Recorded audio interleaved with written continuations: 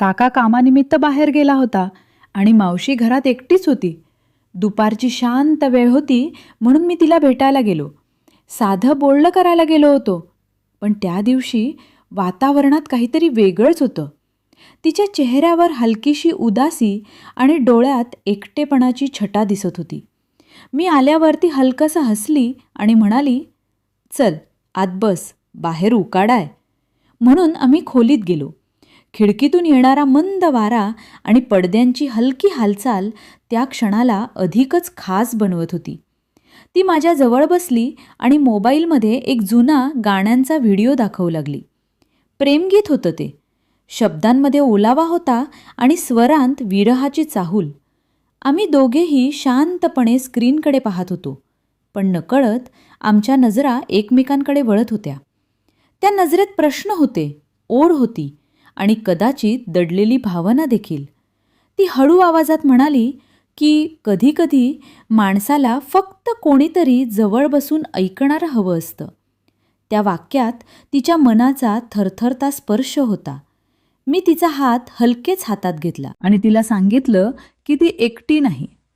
त्या स्पर्शात कोणताही उतावळेपणा नव्हता, फक्त आपुलकी आणि जिव्हाळा होता. खोलीचं दार बंद होतं, पण आमच्या मनांची दारे उघडत होती. आम्ही भूतकाळाच्या आठवणी काढत गप्पा मारू लागलो.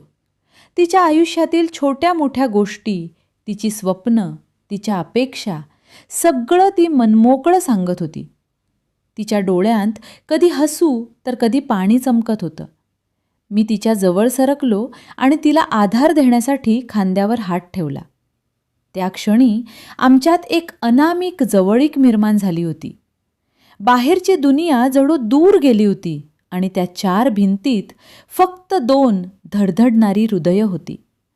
तिने हळूच डोकं माझ्या खांद्यावर टेकवलं आणि शांतपणे डोळे मिटले. त्या स्पर्शात विश्वास होता, सुरक्षिततेची जाणीव होती. वेळ कसा गेला कळलंच नाही. आम्ही दोघेही एकमेकांच्या सहवासात रमलो होतो. कोणतेही शब्द न वापरता भावना व्यक्त होत होत्या. तिच्या केसातून येणारा मंद सुगंध आणि तिच्या श्वासांचा उबदार स्पर्श मनात वेगळाच गारवा पसरवत होता. त्या दुपारी आम्ही काही चुकीचं किंवा बेजबाबदार केलं नाही. फक्त 2 मनांनी एकमेकांचा आधार शोधला. तिच्या ओठांवर उमटलेलं हलकसं हसू मला आजही आठवतं.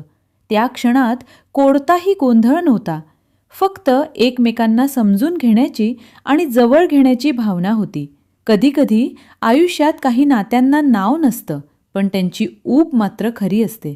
त्या दिवशी आम्ही एकमेकांच्या सोबत वेळ घालवला, मन मोकळं केलं आणि एकमेकांच्या अस्तित्वाची जाणीव अधिक घट्ट केली. संध्याकाळ होत आली तेव्हा मी उठलो. ती दरवाजापर्यंत सोडायला आली. तिच्या नजरेत आता एकटेपणा नव्हता, तर शांत समाधान होतं. मीही हलकं वाटतं घराबाहेर पडलो. त्या दिवसाची आठवण माझ्या मनात कोरली गेली. ती आठवण केवळ आकर्षणाची नव्हती, तर भावनिक जवळीकीची होती. 2 जीवांच्या शांत संवादाची होती. आयुष्यात काही क्षण असे असतात जे शब्दात पूर्ण सांगता येत नाहीत, पण ते मनात कायम जिवंत राहतात. तो दिवस आमच्यासाठी तसाच एक कोमल, गूढ आणि प्रेमळ आठवणींचा ठेवा बनून राहिला.